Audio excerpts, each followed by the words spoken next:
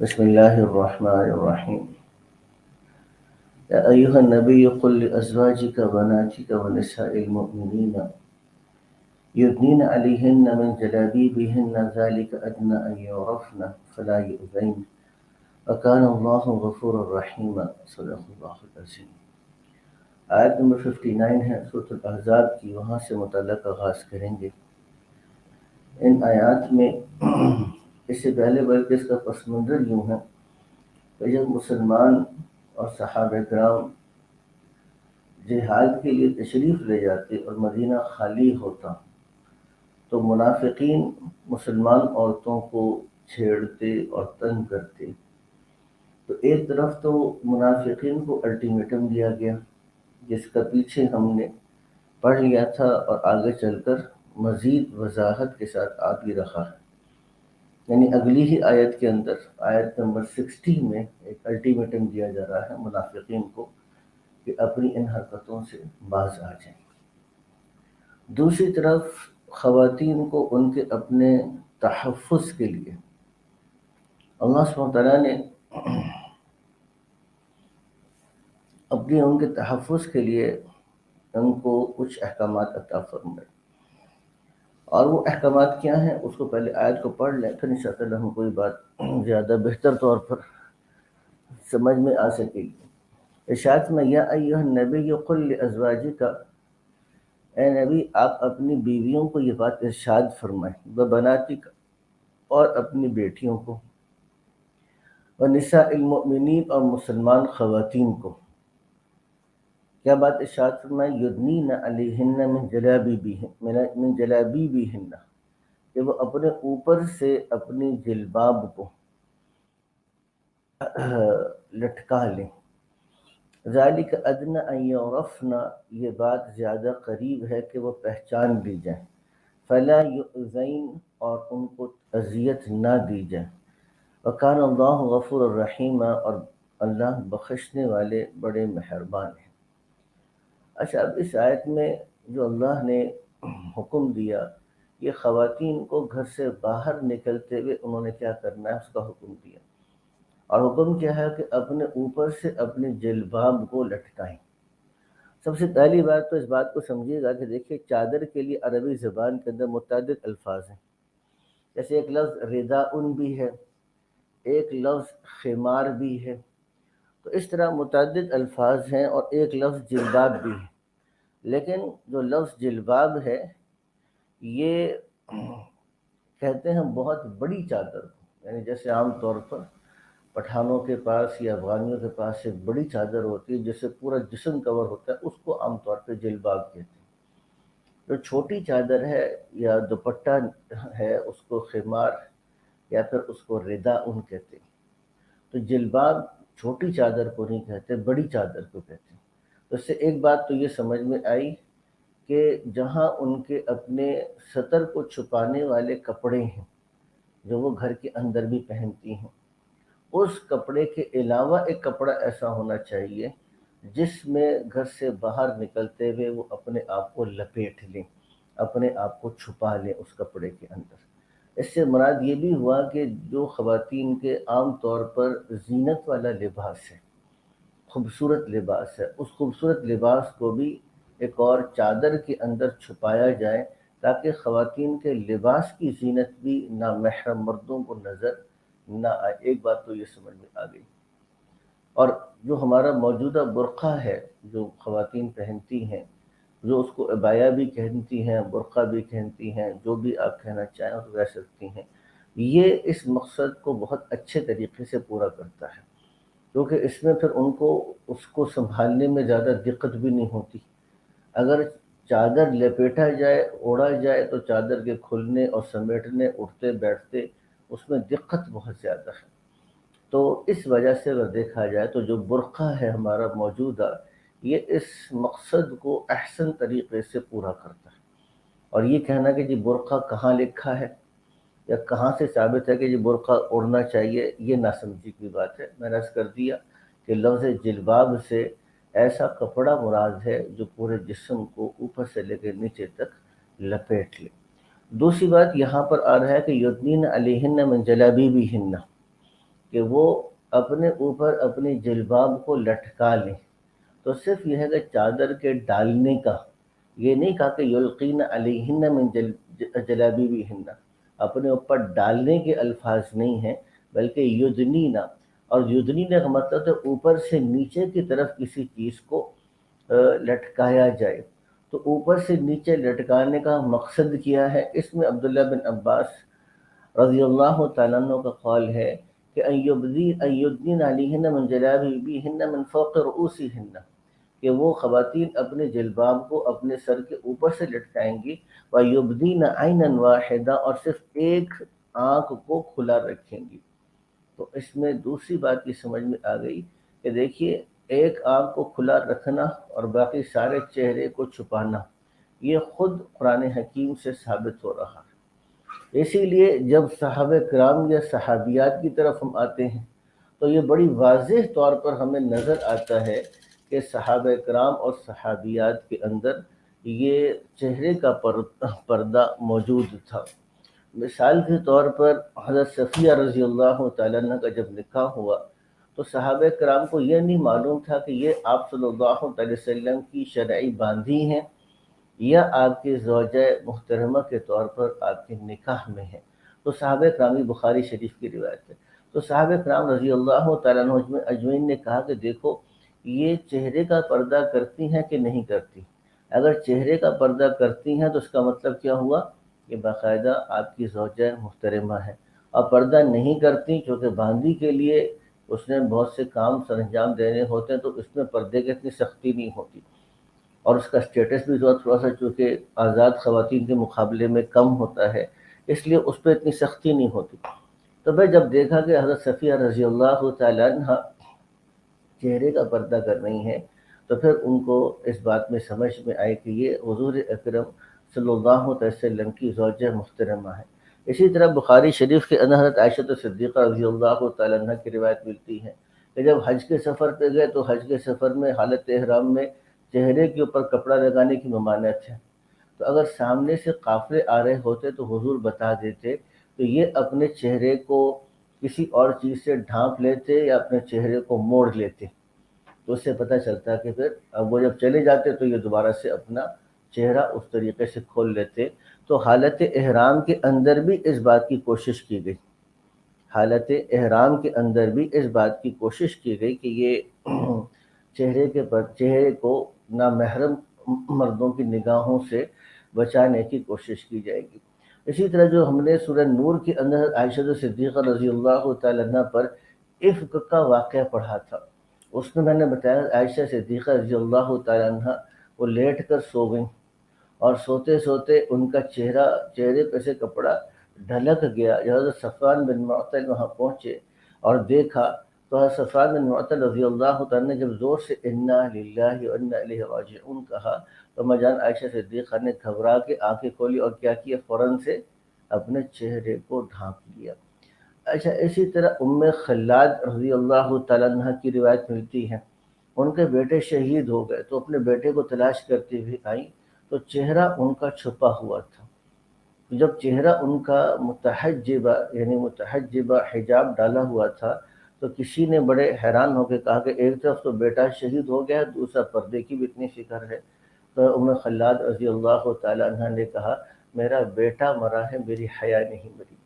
تو اس لیے حضرت ام خلاد رضی اللہ تعالیٰ عنہ کی روایت میں بھی پتہ چلتا ہے کہ وہ اپنے چہرے کو چھپانے کا اہتمام کرتی تھی.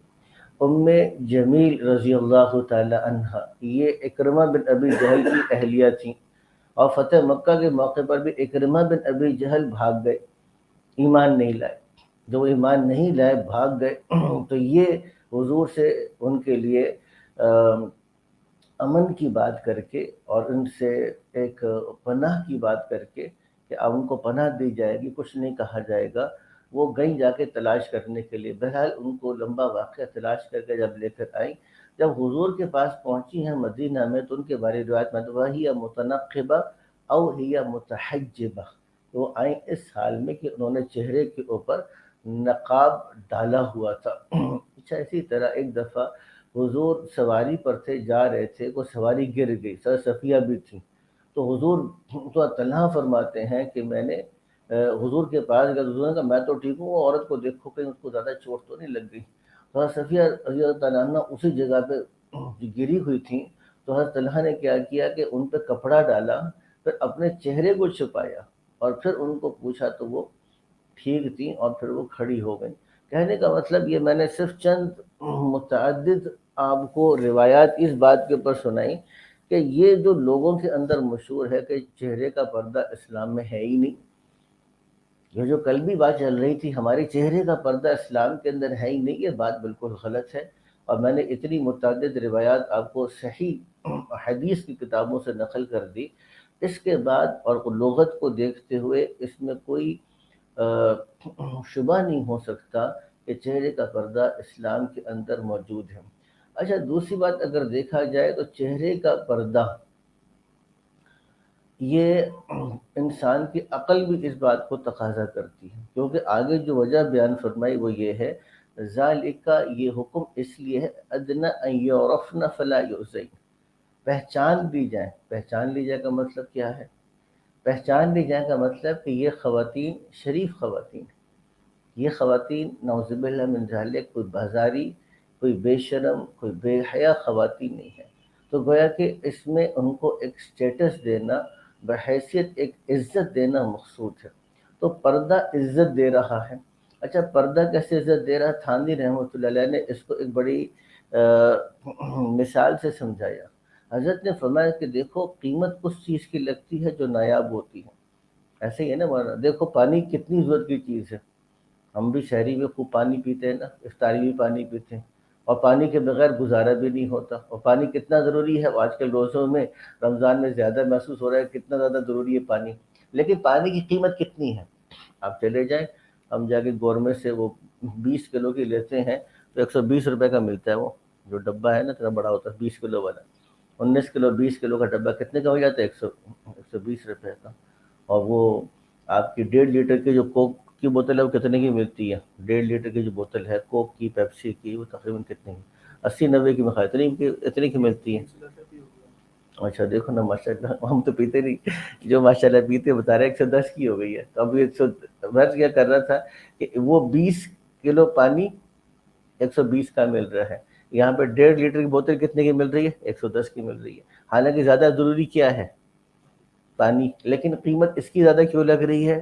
کیونکہ یہ ہر جگہ اویلیبل نہیں ہے، اس کو بنانا پڑتا ہے. تو جو ڈائمنڈ ہے یا موتی ہے وہ تو انسان کے لیے، زندگی کے لیے بالکل بھی ضروری نہیں ہے. ایک زیور کی چیز ہے، سنگھار کی چیز ہے، زیب و زینت کی چیز ہے، لیکن انسان کی زندگی اس پہ ڈیپینڈنٹ تو نہیں ہے نا کہ موتی ہوگا، زیور ہوگا، سونا ہوگا تو زندگی گزرے گی، نہیں ہوگی تو سانس بند ہو جائے گا. ایسا تو نہیں ہے. لیکن اس کی قیمت کتنی لگتی ہے؟ ہیرے کی قیمت لگتی ہے، موتی کی قیمت لگتی ہے. کیوں قیمت لگتی ہے؟ کیونکہ وہ نایاب ہے. تو اس لیے عزت اس عورت کی ہوگی جس کا چہرہ نایاب ہوگا. نایاب کا مطلب اب اس چہرے کو یا تو باپ دیکھ سکتا ہے جس کی نگاہوں کے اندر ایک باپ کی شفقت ہے، یا اس چہرے کو بھائی دیکھ سکتا ہے جس کے اندر بھائی کی غیرت ہے، یا اس چہرے کو بیٹا دیکھ سکتا ہے جس کے اندر ایک بیٹے کی فرما برداری ہے، یا اس چہرے کو شوہر دیکھ سکتا ہے جس کے لیے اپنی بیوی کے لیے بے تحاشا محبت ہے.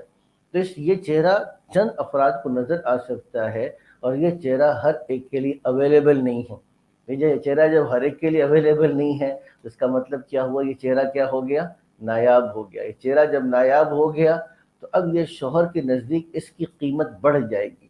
اس لیے بڑھ جائے گی کیونکہ یہ چہرہ میرے لیے ہے، کسی اور کے لیے نہیں ہے. تو وہ اس چہرے کی قدر کرتا ہے. لیکن ایک چہرہ یہ ہے جس کو کہ ڈرائیور بھی دیکھتا ہے، باورچی بھی دیکھتا ہے، مالی بھی دیکھتا ہے، ہر آنے جانے والا چلنے والا آدمی بھی دیکھتا ہے. وہ چہرہ ہر قسم کی نگاہوں کے لیے موجود ہے. تو اس کا مطلب کیا ہوا؟ اب شوہر کے لیے وہ چہرہ نایاب نہیں ہے کیونکہ شوہر بھی دیکھ رہا ہے، لیکن اس چہرے کے چاہنے والے اور اس چہرے کے تعریف کرنے والے اور اس چہرے کو سراہنے والے اور بھی بہت سے لوگ ہیں. ان کے آفس کے کولیگز ہیں وہ بھی اس کو سراہتے ہیں، یونیورسٹی فیلوز ہیں وہ بھی اس کو سراہتے ہیں، ان کے کزنز ہیں وہ بھی اس کو سراہتے ہیں. ہر آنے جانے والا آدمی اس کو دیکھتا ہے، سراہتا ہے. تو اگر شوہر اس کو دیکھ کے سراہتا ہے تو شوہر کی تعریف کی کیا قیمت ہوگی اس عورت کے نزدیک؟ کیونکہ شوہر کی تعریف کی کوئی قیمت نہیں ہے، کیونکہ جب ہر جگہ سے تعریف مل سکتی ہے تو وہ شوہر کی تعریف کی وہ کو کیوں چاہے گی؟ اس لیے معلوم یہ ہوا کہ یہ جو کہنا یعرفنا، پہچان لی جائے، مطلب کیا ہوا، ان کو عزت تب ملے گی جبکہ ان کا سراپا، ان کا حسن، ان کا چہرہ، ان کی زیب اور زینت ایک مخصوص آدمی کے لیے ہوگا۔ اچھا، جب آپ نے یہ بات سمجھ لی کہ ان کو ایک عزت ملتی ہے پردے سے اور ایک تحفظ ملتا ہے پردے سے، تو اگلی بات کہ فلا یؤذین، ان کو تکلیف نہ دی جائے۔ اس کا مطلب یہ ہوا کہ پوری دنیا کے اندر ایک تحریک چل رہی ہے خواتین کی، می ٹو کے نام سے، می ٹو کے نام سے ایک تحریک چل رہی ہے جس میں وہ پروٹیکشن، وومن پروٹیکشن کی بہت سی باتیں کرتے ہیں۔ اچھا، اس میں جب ان کی تحریک چلی تو کاؤنٹر مردوں کو جو گائیڈ لائنز دی گئیں وہ بڑی عجیب تھیں۔ کاؤنٹر جو گائیڈ لائنز مردوں کو دی گئیں، وہ گائیڈ لائنز آج کل دی جا رہی ہیں، یہ ہے کہ آپ کسی خاتون سے، چونکہ اب وہ تحریک ہے اور خواتین کی پروٹیکشن کی بات کر رہی ہے اور سیکشول ہراسمنٹ کی بات کر رہی ہے، تو انہوں نے کہا کہ جی ہم آپ خاص طور سے مردوں کو کہا گیا کہ آپ کسی خاتون سے اکیلے میں نہ ملا کریں، کیونکہ اکیلے میں ملیں گے تو کیا ہوگا، امکان ہے سیکشول ہراسمنٹ کا، وہ آپ کے خلاف کیس کر دے گی۔ تو آپ کی پروٹیکشن کس میں ہے کہ آپ کسی خاتون سے اکیلے میں نہ ملیں، کسی خاتون سے کبھی آپ پرائیویٹ چیٹ نہ کریں، کسی خاتون کو آپ علیحدہ سے آفس آورز کے علاوہ کہیں اس کو تفریح پر نہ لے کر جائیں۔ یہ ساری انہوں نے آج کہا، اور اب دیکھیے گا الحمدللہ یہ قرآن حکیم 1400 سال پہلے یہ احکامات دے رہا ہے کہ یعرفن فلا یؤذین، کہ ان کو پہچان لیا جائے اور ان کو تکلیف نہ دی جائے، ان کو اذیت نہ دی جائے۔ اس میں یہ بات معلوم ہو گئی کہ دیکھیے ایک بات طے ہے، اگرچہ یہ بات خواتین کو کڑوی لگتی ہے، لیکن کڑوی لگے لیکن ہے حقیقت پر مبنی۔ اگر خواتین اپنے آپ کو پردے میں نہیں لے کر آتی تو خواتین کا اپنا قصور ہے، پھر وہ اپنے تحفظ کی جو تدبیر ان کو کرنی چاہیے تھی، وہ تحفظ کی تحفظ کی تدبیر خود نہیں کر رہی۔ اپنی خود تحفظ کی تدبیر نہ کرنے کا نتیجہ خود انہی کی ذمہ داری ہے کہ خود اس عورت نے اگلے آدمی کو، جیسے انگریزی زبان کا لفظ ہے انسٹیگیٹ کرنا، انسٹیگیٹ کا مطلب ہوتا ہے ابھارنا، کسی کو آپ نے خود ابھارا ہے۔ تو جب خواتین کو ابھارا جائے گا، دوسروں کو ابھارا جائے گا، تو پھر خواتین تو ضعیف ہے، کمزور ہے، اس کے اندر تو اتنی طاقت نہیں ہے کہ وہ مقابلہ کر سکے۔ تو پھر خواتین کے لیے ایک تکلیف کا ہونا ایک فطری امر ہے۔ اچھا، اس میں ایک اور چیز بھی سمجھیے گا، جو چہرے کا پردہ یا پردے کے فوائد ہیں، وہ یہ ہے کہ دیکھیے اگر آپ ریسیپشن پہ خواتین کو بٹھاتے ہیں یا ایئر ہوسٹس کے طور پہ خواتین کو لیتے ہیں، تو اس میں بنیادی طور پر کس قسم کی خواتین ہوتی ہیں؟ جن کا قد چھوٹا ہو، رنگ کالا ہو، بھدا جسم ہو، وہ خواتین ریسیپشن پہ بٹھائی جاتی ہیں، ایئر ہوسٹس کے طور پہ قبول کی جاتی ہیں، یا وہ خواتین جن کا سراپا اور جن کی چہرہ خوبصورت ہو ان کو بٹھایا جاتا ہے؟ تو ظاہر سی بات ہے کہ جو خواتین جو خوبصورت ہیں انہی کا انتخاب ہوتا ہے۔ سوال یہ کہ ان کا انتخاب خوبصورتی کے بنیاد پر ہو رہا ہے، اس کا مطلب یہ ہوا کہ آپ کے معاشرے میں ان خواتین کو سراہا جا رہا ہے، ان خواتین کو کی قیمت لگ رہی ہے جس میں ان کا اپنا کوئی ذاتی کمال نہیں ہے۔ اگر کوئی خوبصورت ہے تو خوبصورت ہونے میں اس کا ذاتی کمال کیا ہے؟ اگر ایک آدمی کشمیری خاندان سے ہے تو کشمیری خاندان والوں کی رنگت سفید ہوتی ہے، تو وہ کشمیری خاندان میں اگر پیدا ہو گیا تو اس میں اس کا کیا کمال ہے؟ اگر کسی آدمی کی کسی خاتون کی پیدائش کسی ایسے گھر میں ہوئی ہے جہاں پہ رنگ سانولا ہوتا ہے، تو اس میں اس کا قصور کیا ہے؟ تو اس کا مطلب یہ ہوا کہ بے پردگی کا ماحول خواتین کو اس چیز پر ان کو بینیفٹ دے رہا ہوتا ہے جس میں ان کا کوئی کمال نہیں ہے۔ خوبصورت خواتین کو بینیفٹ مل جائے گا، اور جو خواتین بہت زیادہ خوبصورت نہ ہوں لیکن بہت قابل ہوں، بہت اخلاق والی ہوں، بڑی سلیقے والی ہوں، بڑے علم والی ہوں، بہت صلاحیت والی ہوں، لیکن ان کو وہ بینیفٹ نہیں ملے گا، جیسا کہ آپ بہت سے پروفیشنز کے اندر دیکھ سکتے ہیں۔ تو وہاں پہ خاص طور پر جب میں کل بھی بات کر رہا تھا آپ سے، یہ شیطانی منصوبہ سب سے پہلے مائکروسافٹ لے کر آیا ملٹی نیشنل کمپنیز کے اندر، کہ آپ نے آفس کا ماحول ایسا کرنا ہے کہ آدمی گھر نہ جانا چاہے، تو آفس کے ماحول میں آپ کس قسم کی خواتین چاہیں گے؟ کہ اگر آفس کے ماحول میں ساری خواتین برقع پوش ہوں گی نا، تو آدمی پھر برقع پوش خواتین سے تو انسان کو اٹریکشن نہیں ہوتی، تو وہ گھر جانا چاہے گا۔ لیکن اگر بے پردہ خواتین ہوں گی، ایک سے ایک بن سور کے آنے والی خواتین ہوں گی، ایک سے ایک خوبصورت خواتین آفس کے اندر ہوں گی، تو پھر آدمی کا دل چاہے گا کہ یار گھر میں جانے کے بجائے میں یہاں بیٹھ کر اپنی ایوننگز کو انجوائے کروں۔ یہ شیطانی منصوبہ بندی ہے جو خواتین کو بے پردہ کرنے کے بعد خواتین کی قیمت کس چیز پر لگتی ہے؟ بے پردگی کی وجہ سے لگتی ہے، ان کے حسن کی وجہ سے لگتی ہے، اور اس میں خواتین کی ذلت ہے خواتین کی، جس کو شریعت نے منع فرما دیا۔ اسی لیے کہ ذالک ادنیٰ یعرفنا، یہ حکم زیادہ قریب ہے کہ پہچان لی جائے، ان کو اذیت نہ دی جائے۔ کان اللہ غفور الرحیم، اور اللہ بڑے بخشنے والے مہربان ہیں۔